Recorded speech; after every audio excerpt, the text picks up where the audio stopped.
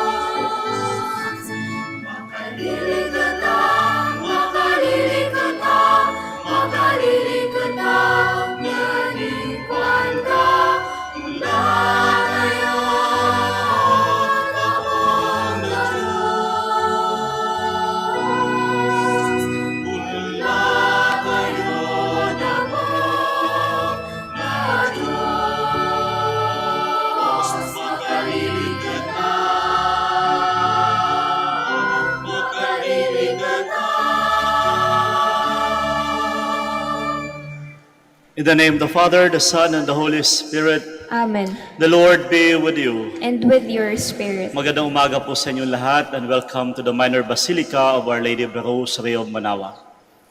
We are now on the 32nd Sunday in Ordinary Time. And as we gather, my dear friends, let us call to mind our sins first.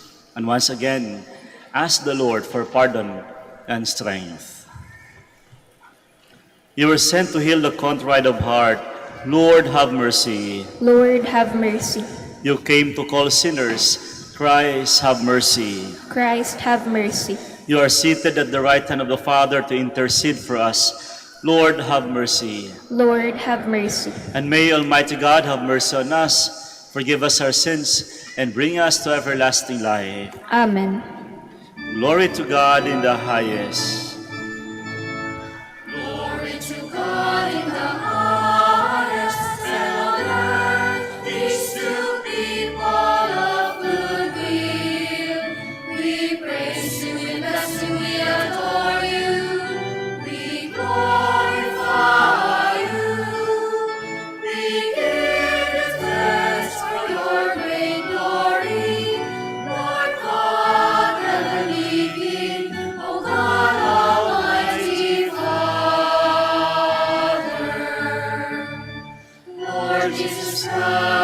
only begotten Son, Lord God, Lamb of God, Son of the Father, you take away the sins of the world, have mercy on us.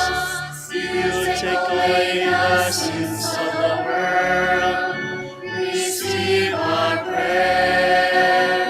You are seated at the right hand of the Father, have mercy on us. For you alone are the Holy One, you alone are the Lord, you alone are the Most High Jesus Christ, with the Holy Spirit, in the glory of God the Father.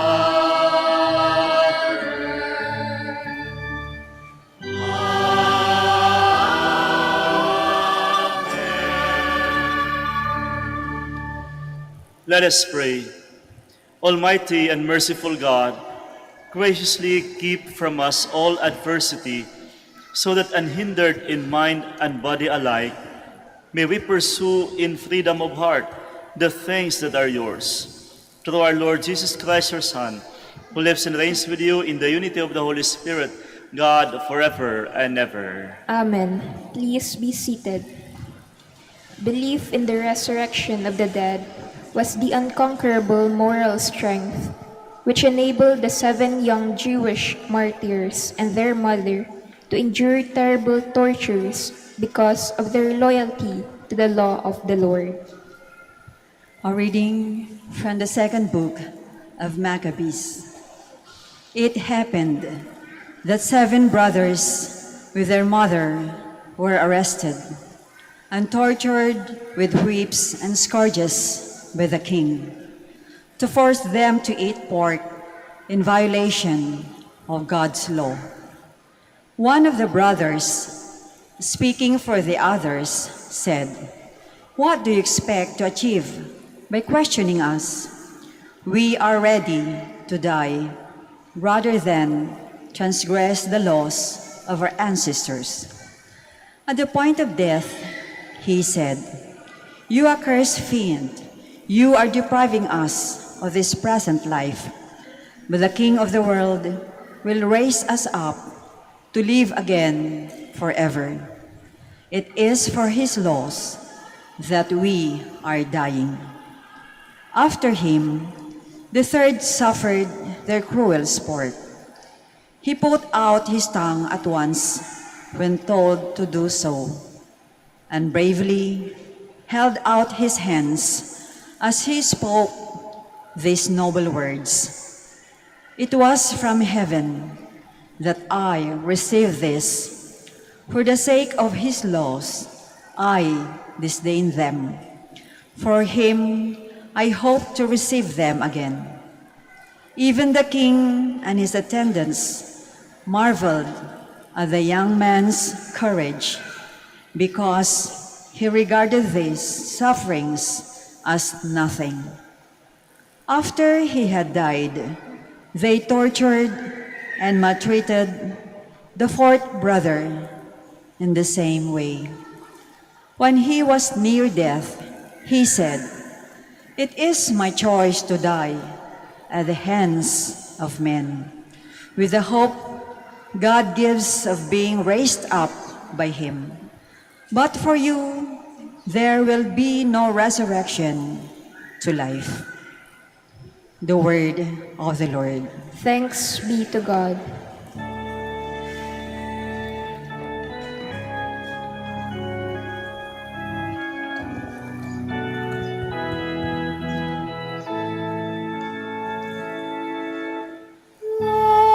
Lord, when your glory appears, my life will be full. Lord,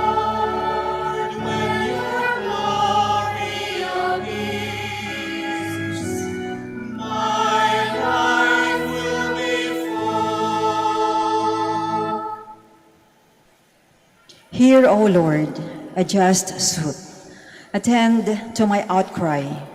Hearken to my prayer from lips without deceit.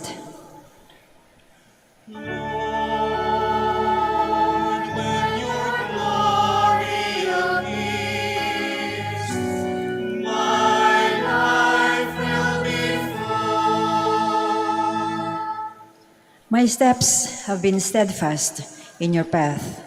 My feet have not faltered. I call upon you, for you will answer me, O God. Incline your ear to me. Hear my word.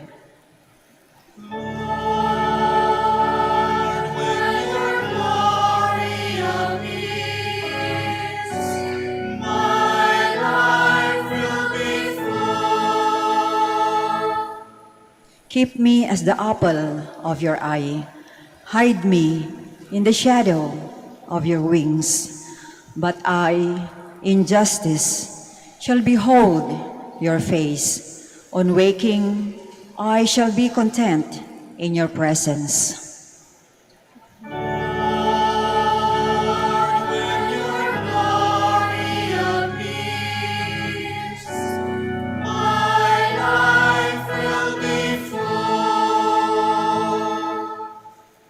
The few verses of today's excerpt from the second letter to the Thessalonians reveal the Apostle Paul's fatherly concern for the welfare of those believers.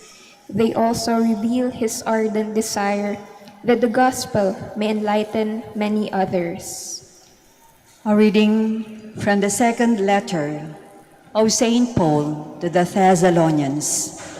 Brothers and sisters, may our Lord Jesus Christ himself and God our Father, who has loved us and given us everlasting encouragement and good hope through his grace, encourage your hearts and strengthen them in every good deed and word. Finally, brothers and sisters, pray for us so that the word of the Lord may speed forward and be glorified, as it did among you, and that we may be delivered from perverse and wicked people. For not all have faith. But the Lord is faithful. He will strengthen you and guard you from the evil one.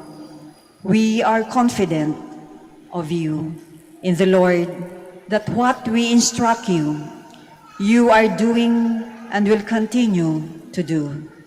May the Lord direct your hearts to the love of God and to the endurance of Christ. The word of the Lord. Thanks be to God. Please all stand.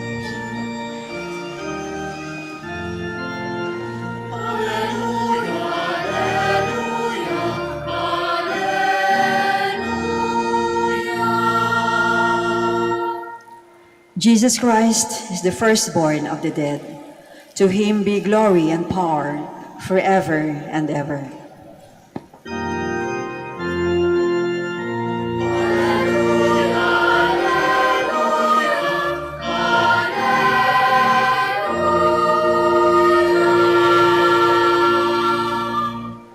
The Lord be with you. And with your spirit. A reading from the Holy Gospel according to Luke. Glory to you, O Lord.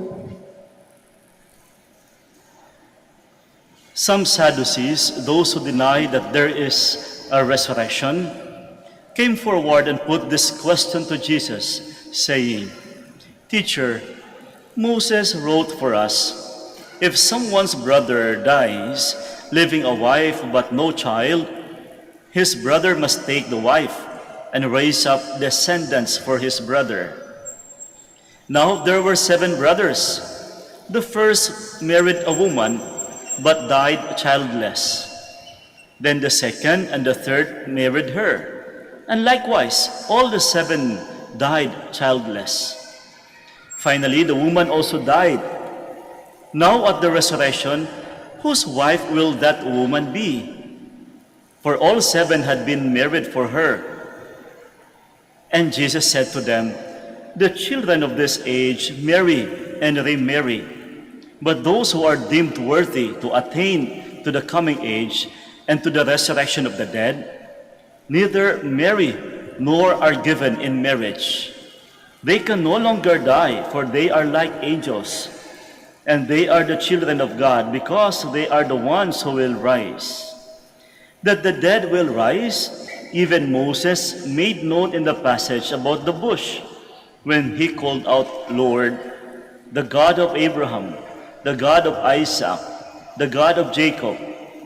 And he is not the God of the dead, but of the living. And to him all are alive. My dear friends, the gospel of the Lord. Praise to you, Lord Jesus Christ.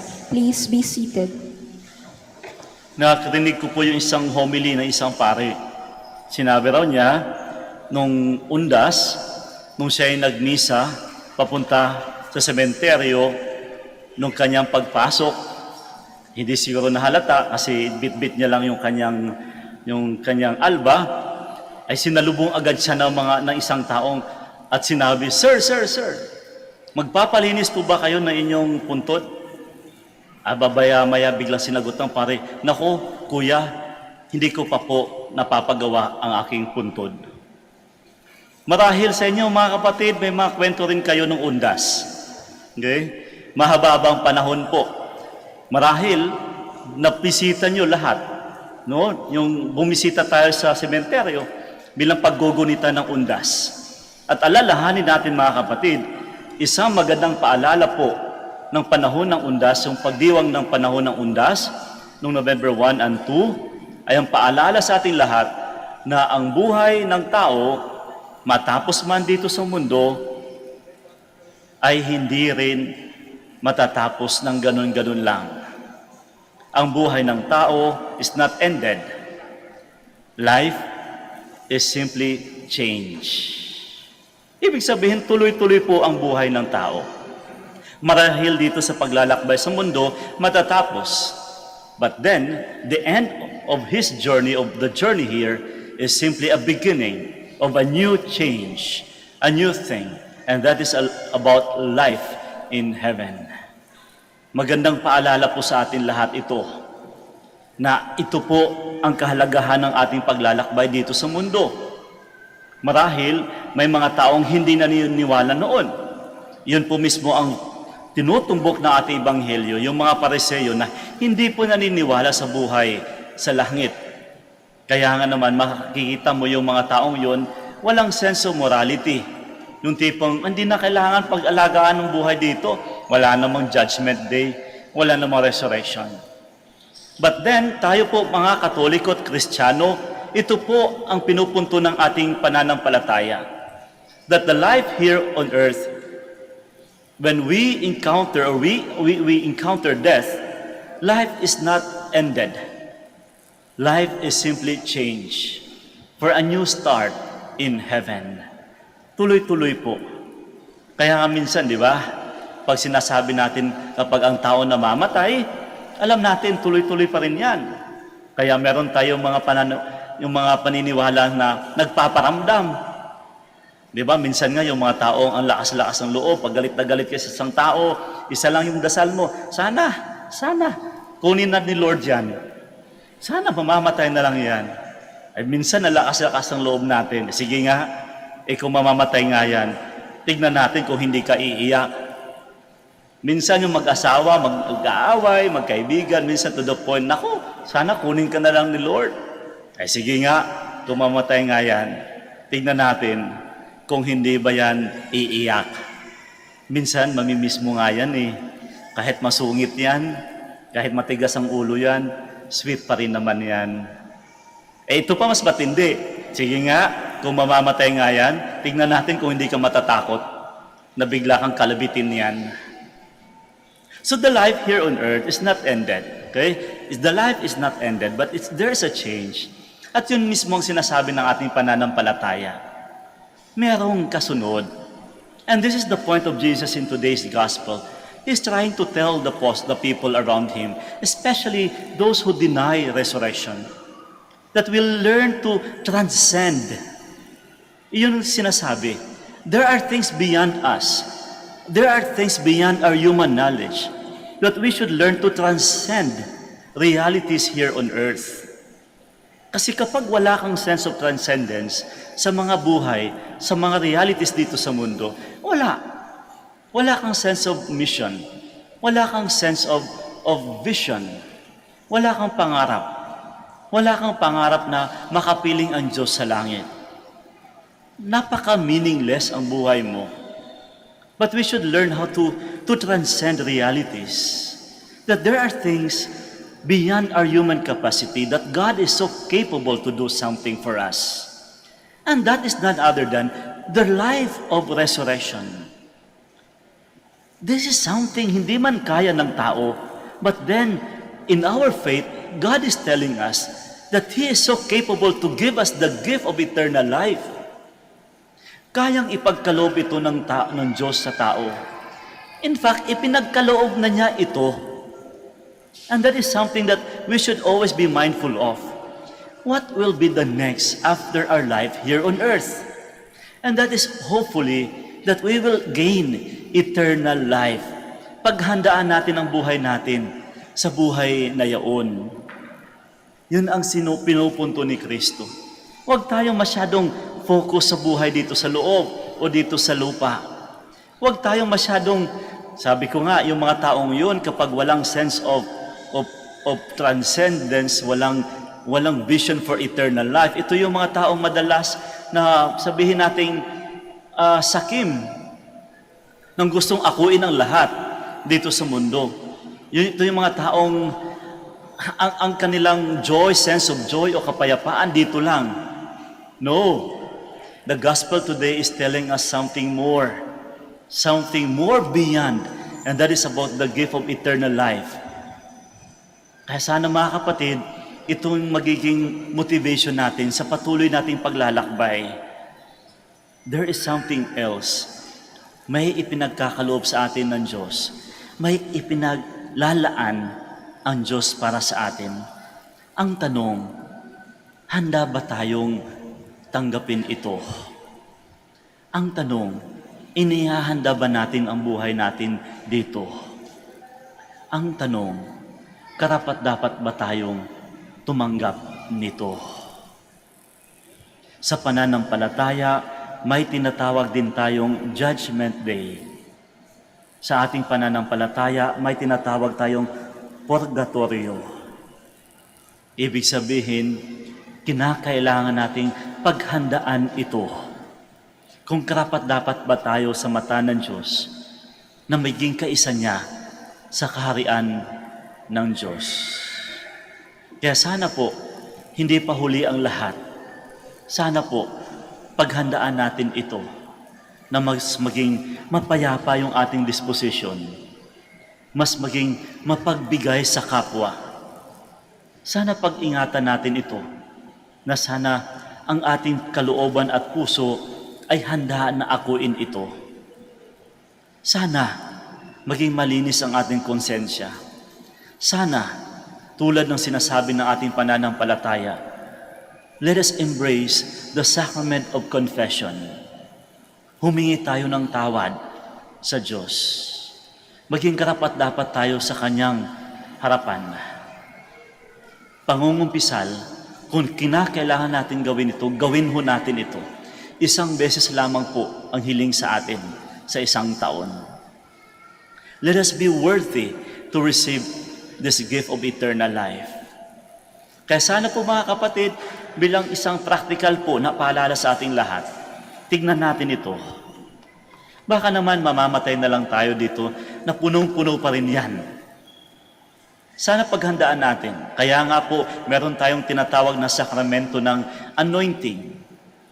The last rite na sana matapos lilisanin ang mundo ng mas mapayapa, na may pagpatawad, paghingi ng tawad, pagtanggap ng ostia, at higit sa lahat, maging handa na umakyat at tanggapin ang kaharian ng Diyos.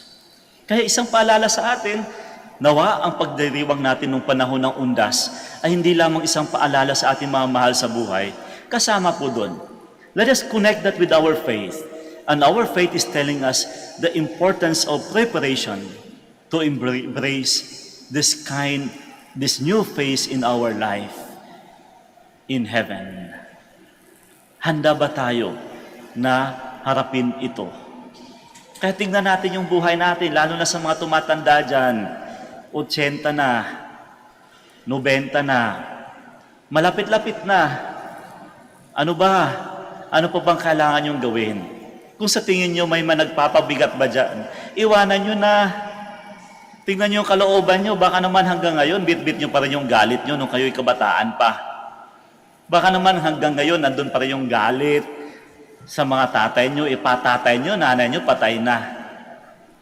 Baka may nagpapabigat pa dyan sa kalooban nyo. Hey! Gawan nyo na ng desisyon.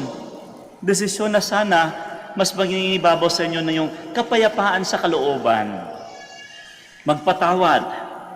Humingi ng tawad. Okay?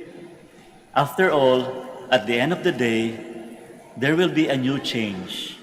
Now the question is, are we ready to embrace this change?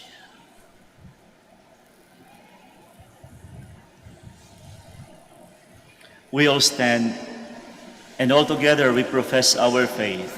I believe in one God, the Father Almighty, the maker of heaven and earth, of all things visible and invisible. I believe in one Lord Jesus Christ, the only begotten Son of God, born of the Father before all ages, God from God, light from light, true God from true God, begotten not made, consubstantial with the Father. Through him all things were made. For us men and for our salvation, he came down from heaven, and by the Holy Spirit was incarnate of the Virgin Mary, and became man. For our sake he was crucified under Pontius Pilate. He suffered death and was buried, and rose again on the third day, in accordance with the Scriptures. He ascended into heaven, and is seated at the right hand of the Father. He will come again in glory to judge the living and the dead, and his kingdom will have no end. I believe in the Holy Spirit, the Lord, the giver of life, who proceeds from the Father and the Son, who with the Father and the Son is adored and glorified, who has spoken through the prophets. I believe in one holy, Catholic, and Apostolic Church. I confess one baptism for the forgiveness of sins, and I look forward to the resurrection of the dead and the life of the world to come. Amen. Gathered together by our common faith and hope, let us address our humble petitions to the Lord for the living and the dead. Let our response be, Lord of life, hear us. Lord of life, hear us. For the family of all believers scattered throughout the world, may they constantly give witness to their faith in the final resurrection by the way they live. Let us pray. Lord, For the Holy Father and all our spiritual leaders, may they find in the martyrs of old the strength to endure all attacks mounted against them. Let us pray. Lord of life, hear us. For those who do not believe in the resurrection of the dead, may they realize that our life on earth has meaning only if we will receive from God the just reward for our deeds. Let us pray. Lord of life, hear us. For all those who work for justice and peace in our country and the rest of the world, may they persevere in the good work, even when they do not receive the expected support. Let us pray. Lord of life, hear us. For those who are in agony and are about to leave this world, may they put all their trust in the Lord's infinite mercy, as they look forward to their own resurrection in the life to come. Let us pray. Lord of life, hear us. Let us pray in silence for our personal intentions.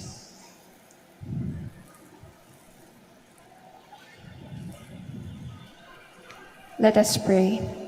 Lord of life, hear us. Lord God, may our life be consistent with our faith in the resurrection and the life to come. May we live forever with you. We ask this through Christ our Lord. Amen. Please be seated.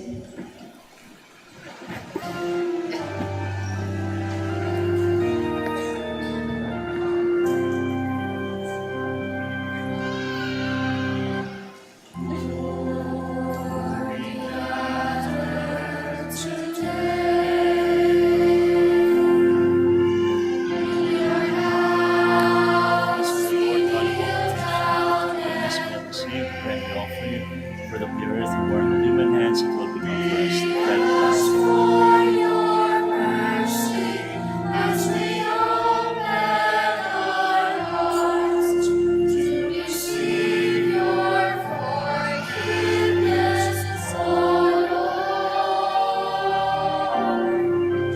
As we offer these bread, and as we bring Blessed be the Lord God of all creation, for to your goodness we have received the wine we offer you, for the divine work of human hands, it will become our spiritual life. Humble as pure contrite heart, we will be accepted to you, O Lord, and your sacrifice in your sight this day, and your sacred church. source of our lives, and together we will serve you with love. Please all stand. Pray, my dear friends, that my sacrifice and yours may be acceptable to God, the Almighty Father. May the Lord accept this sacrifice at your hands for the praise and glory of his name, for our good and the good of all his holy church. Look with favor, we pray, O Lord, upon the sacrificial gifts offered here, that celebrating in mystery the passion of your Son, we may honor it with loving devotion. Through Christ our Lord. Amen. The Lord be with you. And with your spirit, Lift up your hearts. we lift them up to the Lord. Let us give thanks to the Lord our God. It is right and just. It is truly right and just, our duty and our salvation, always and everywhere to give you thanks, Almighty God. For in you we live and move and have our being. And while in this body, we not only experience the daily effects of your care, but even now possess the pledge of life eternal. For having received the first fruits of the Spirit, through whom you raised up Jesus from the dead, we hope for an everlasting share in the Paschal mystery. And so with all the angels, we praise you, as in joyful celebration we acclaim.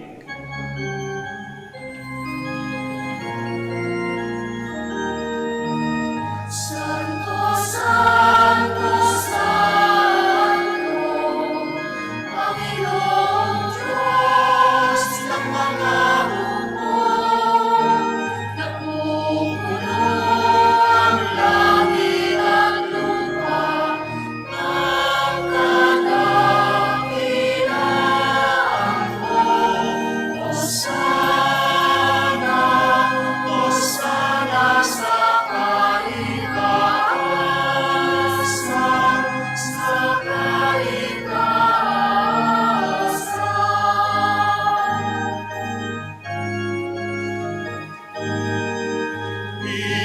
Pinagpalang naparito sa ngalan ng Panginoon. Hosana, Hosana sa kaitaasan, sa kaitaasan, sa kaitaasan.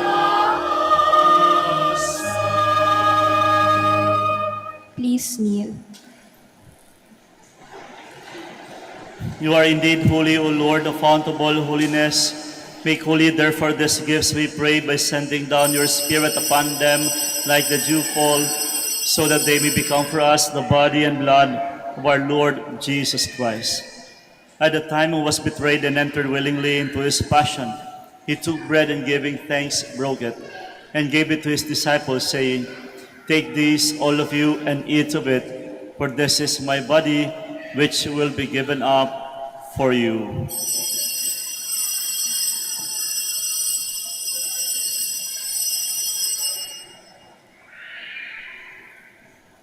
In a similar way, when supper was ended, he took the chalice, and once more giving thanks, he gave it to his disciples, saying, "Take this, all of you, and drink from it, for this is the chalice of my blood, the blood of the new and eternal covenant, which will be poured out for you and for many for the forgiveness of sins.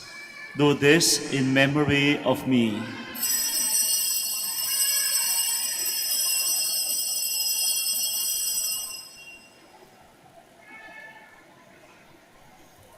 The mystery of faith.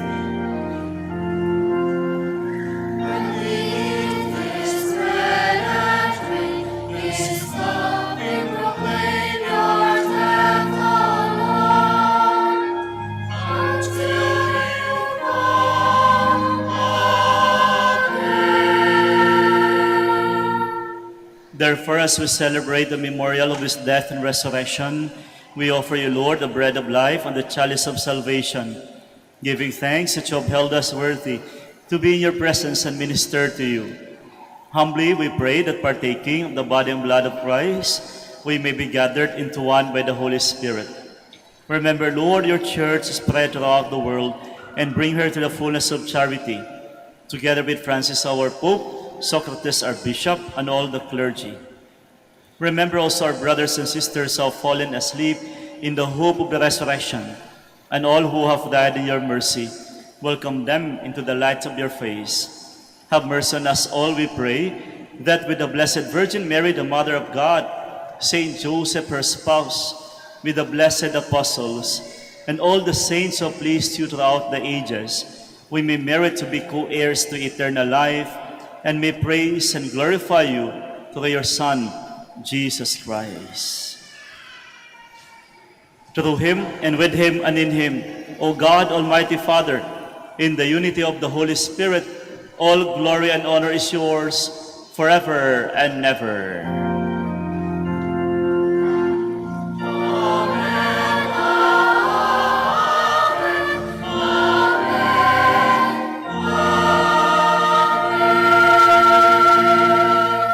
Please all stand. At the Savior's command and formed by divine teaching, we dare to say,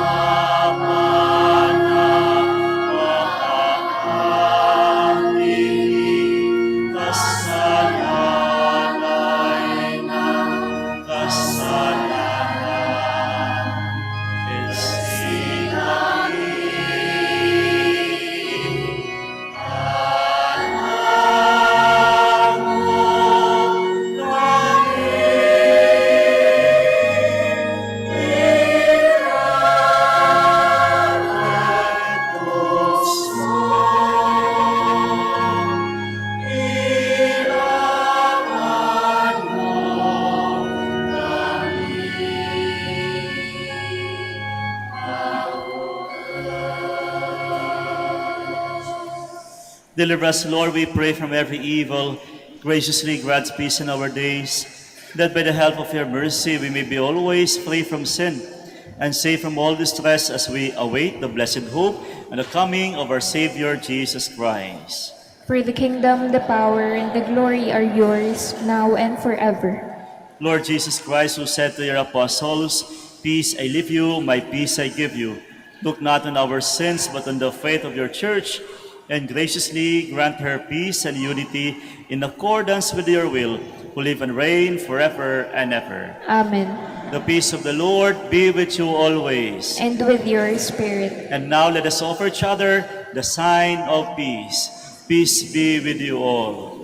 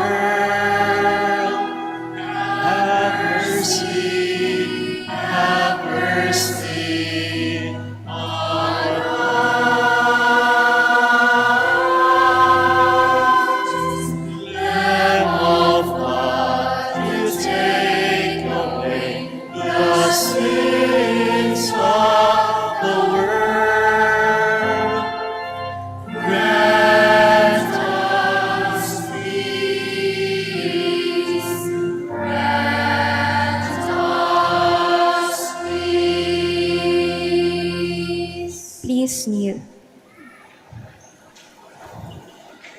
Brothers and sisters, behold the Lamb of God. Behold him who takes away the sins of the world. Blessed are those called to the supper of the Lamb. Lord, I am not worthy that you should enter under my roof, but only say the word, and my soul shall be healed. Mga kapatid, paalala po upang maiwasan na mahulog po ang ostia. Sa pagtanggap ninyo ng komunyon, pakibaba po ang inyong mas, pakitanggap ng dalawang kamay, sumagot ng amen, at pakisubo po agad. Huwag niyo pong dalhin sa upuan inyong ostia at huwag po isubo habang naglalakad upang maiwasan ang pagkahulog nito.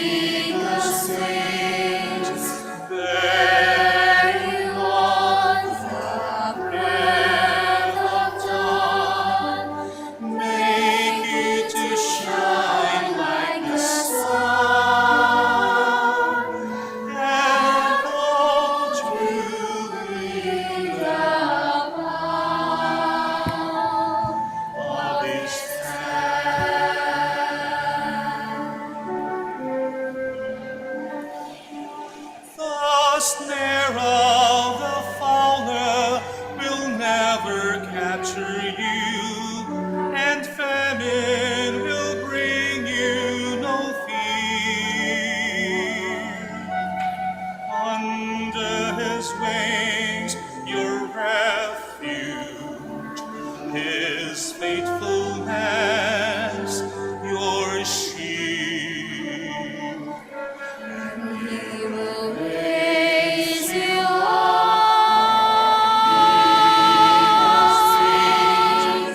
where you are. Make it to shine like the sun, and hold you in the winds of palm of His hand.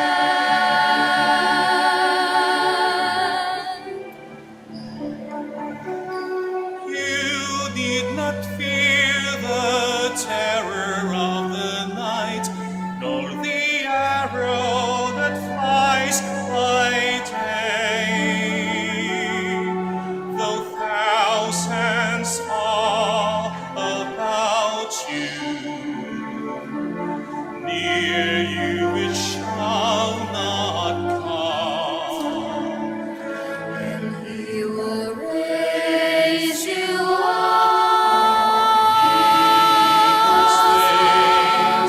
where you are. Make it to shine like the sun, and hold you in the winds of palm of His hand.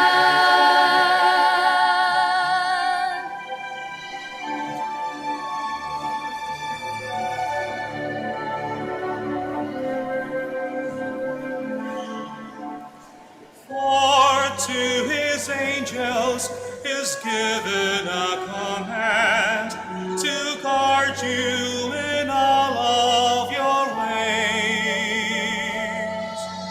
Upon their hands they will bear you up, lest you cast your foot against a stone.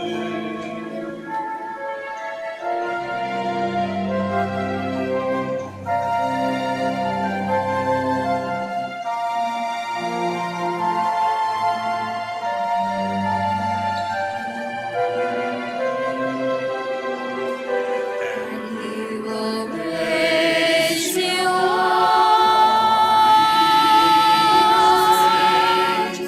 where you are.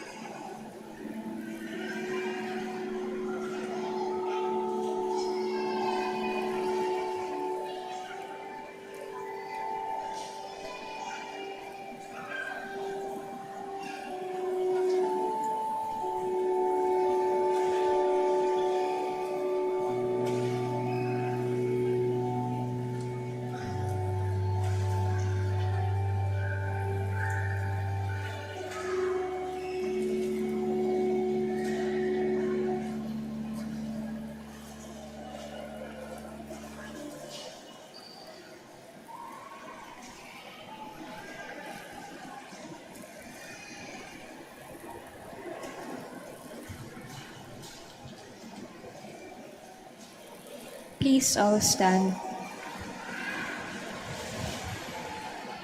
Let us pray.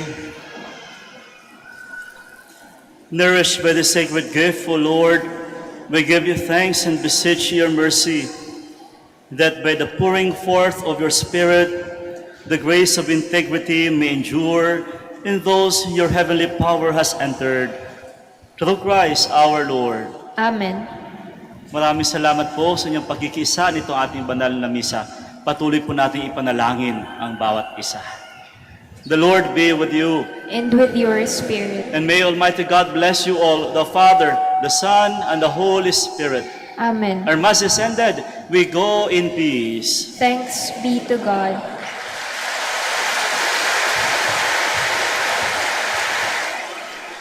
We shall now pray for the sick. Alalahanin din po natin yung mga mahal natin sa buhay, kakilala natin na nangangailangan ng panalangin sa paggaling. God, our Almighty Father, by your blessing, you give us strength and support in our frailty. Turn with kindness toward our sick brothers and sisters. Free them from all illness and restore them to good health through the intercession of Our Lady of the Rosary of Manaoag, so that in the sure knowledge of your goodness, they will gratefully bless your holy name. We ask this through Christ our Lord. Amen. Ngayon naman po, para po sa mga religious articles na inyong mga bitbit, tayo po ay manalangin. In memory of the mysteries of the life, death, and resurrection of our Lord Jesus Christ, and to the honor and glory of the Blessed Mother, Our Lady of the Rosary of Manaoag, may these rosaries, images, and candles be blessed and made holy in the name of the Father, and of the Son, and of the Holy Spirit. Amen. Amen.